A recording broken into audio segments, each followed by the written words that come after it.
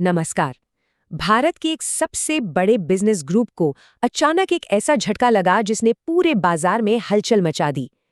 तो चलिए आज इसी को समझने की कोशिश करते हैं कि आखिर हुआ क्या था। $12.5 अरब। जी हाँ, बिल्कुल सही सुना आपने। ये कोई छोटी मोटी रकम नहीं है। इतना पैसा अडानी ग्रुप ने सिर्फ एक दिन के अंदर गवा दिया। तो सबसे बड़ा सवाल यही उठता है कि आखिर अडानी के स्टॉक्स में इतनी जबरदस्त गिरावट आई क्यों? चलिए इस सवाल का जवाब ढूंढते हैं। चलिए कहानी को शुरू से शुरू करते हैं। सबसे पहले ये देखते हैं कि वो क्या वजह थी जिसने बाजार में ये भूचाल ला दिया। आप जरा इस चार्ट पर एक नजर डालिए। ये अपने आप में पूरी कहानी कह देता है। देखिए, एक तरफ जहां पूरा बाजार यानी निफ्टी 1% से भी कम गिरा, वहीं अडानी ग्रीन 14% और अडानी एंटरप्राइजेज 11% तक नीचे चले गए। तो मतलब साफ है, ये जो भी दिक्कत थी वो पूरे बाजार की नहीं, सिर्फ अडानी ग्रुप की थी। तो इस भारी गिरावट की असल वजह अमेरिका की सिक्योरिटीज एंड एक्सचेंज कमीशन, जिसे हम SEC भी कहते हैं, उसकी एक जांच। और आरोप क्या है? करोड़ों डॉलर की रिश्वतखोरी का। अच्छा, अब सवाल ये है कि बाजार ने इस एक खबर पर इतना बड़ा रिएक्शन क्यों दिया? बात दरअसल सिर्फ एक नई जांच की नहीं है। ये तो ऐसा है जैसे कोई पुराना जख्म फिर से हरा हो गया हो। इस एक खबर ने हिंडनबर्ग रिपोर्ट के टाइम पर उठे कॉर्पोरेट गवर्नेंस के सारे सवालों को फिर से जिंदा कर दिया।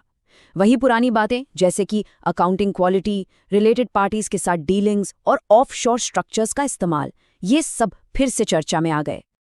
अब देखिए कि SEC ने इस मामले को कैसे आगे बढ़ाया। पहले तो रिश्वत के आरोपों की जांच शुरू की, फिर ऐसी खबरें आईं कि भारत ने मदद करने से मना कर दिया है, और फिर आखिर में SEC ने सीधे समन भेजने के लिए कोर्ट से ही इजाजत मांग ली। इन सब वजहों से जो ग्लोबल इन्वेस्टर्स हैं, उनका डर और भी ज्यादा बढ़ गया। चलिए अब इन कानूनी खबरों से थोड़ा हटकर ग्रुप के फाइनेंशियल बेसिक्स को देखते हैं, क्योंकि कहीं ना कहीं उसी ने इसे इस झटके के लिए और ज्यादा वल्नरेबल बना दिया था। देखिए, अडानी ग्रुप के शेयर हमेशा से ही काफी ऊंचे वैल्यूएशन पर ट्रेड करते आए हैं, मतलब अपनी इंडस्ट्री की दूसरी कंपनियों के मुकाबले कहीं ज्यादा महंगे। और यही वजह है कि जब भी कोई बुरी खबर आती है तो ये ज्यादा तेजी से गिरते हैं। अच्छा, यहाँ एक बहुत जरूरी कॉन्सेप्ट को समझना होगा, गवर्नेंस रिस्क प्रीमियम। इसका सीधा सा मतलब ये है कि जब भी इन्वेस्टर्स को लगता है कि किसी कंपनी में कॉर्पोरेट गवर्नेंस कमजोर है या अकाउंटिंग में कुछ गड़बड़ है, तो वो उस रिस्क के बदले ज्यादा रिटर्न की मांग करते हैं। और इसी वजह से बाजार ने अडानी के शेयर्स की कीमत इतनी जल्दी से नीचे कर दी। वैसे अगर आप ऐसे ही मुश्किल टॉपिक्स को आसान भाषा में समझना पसंद करते हैं तो हमारे चैनल को सब्सक्राइब जरूर कर लीजिएगा। हाँ, यहाँ पर एक बात साफ कर देना चाहते हैं। ये जो भी हम चर्चा कर रहे हैं, ये सिर्फ ऐसे विषयों को आसान भाषा में समझने की हमारी एक कोशिश है। इसे खरीदने, रखने या बेचने की कोई सलाह बिल्कुल ना समझें। ये जानकारी सिर्फ एजुकेशनल पर्पस के लिए है। किसी भी नुकसान के लिए चैनल जिम्मेदार नहीं होगा। हमारा अनुरोध है कि कोई भी फैसला लेने से पहले अपने फाइनेंशियल एडवाइजर से जरूर बात करें।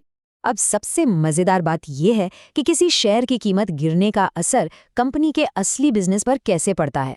चलिए इस रियल कॉस्ट को समझते हैं। देखिए, इसका सीधा असर कंपनी के फाइनेंस पर पड़ता है। अब कंपनी के लिए पैसा उठाना महंगा हो जाता है, नया फंड लाना मुश्किल हो जाता है, जो कर्ज कम करने के प्लान्स थे उन पर भी दबाव बढ़ता है। आसान भाषा में कहें तो ग्रुप के लिए अपने बड़ी बड़े प्लान्स को फाइनेंस करना अब पहले से ज्यादा महंगा और मुश्किल हो जाए। ये टेबल तो और भी साफ साफ दिखा रही है कि इस खबर के बाद एनालिस्ट्स ने ग्रुप की कंपनियों की वैल्यूएशन कैसे कम कर दी है। आप देख सकते हैं कि अनुमानित PE रेशो में अच्छी खासी गिरावट आई है। लेकिन हमें एक बैलेंस्ड नजरिया रखना भी जरूरी है। कंपनी के कुछ फंडामेंटल्स, जैसे कि करीब 2.5 गुना का net debt to EBITDA ratio और बढ़ते हुए कैश रिजर्व्स, ये अभी भी मजबूत हैं, और यही चीजें कंपनी को ऐसे झटकों से लड़ने में मदद करती हैं। तो सबसे जरूरी सवाल ये है कि यहाँ से आगे क्या? चलिए अब जरा एक्सपर्ट्स यानी एनालिस्ट्स का नजरिया देखते हैं। आगे का रास्ता कुछ खास बातों पर निर्भर करेगा, जैसे कि SEC की जांच का क्या होता है, सेबी की जांच का नतीजा क्या निकलता है, और सबसे जरूरी, क्या विदेशी निवेशक अपना पैसा लगाए रखते हैं या निकाल लेते हैं। इन सब पर नजर रखनी होगी। और ये जो है, ये यहाँ से आगे के 2 संभावित रास्ते बहुत अच्छे से दिखाता है। अगर कानूनी मामले सुलझ जाते हैं तो शेयरों में वापस उछाल आ सकता है, लेकिन अगर ये मामले और उलझते हैं तो स्टॉक्स में 30 से 40% की और गिरावट का भी खतरा है। जाते जाते हम एक बड़ा सवाल छोड़कर जा रहे हैं, जिस पर सोचने की जरूरत है। आज की इस कनेक्टेड ग्लोबल इकोनॉमी में एक मजबूत कॉर्पोरेट गवर्नेंस की असली कीमत आखिर है क्या? और हाँ, एक ज़रूरी बात, ये पूरा एनालिसिस सिर्फ एजुकेशनल पर्पस के लिए है। इसे किसी भी तरह की फाइनेंशियल एडवाइस ना समझा जाए। किसी भी तरह के नुकसान के लिए ये चैनल जिम्मेदार नहीं होगा। कोई भी निवेश का फैसला लेने से पहले अपने फाइनेंशियल एडवाइजर से सलाह लेना बहुत जरूरी है।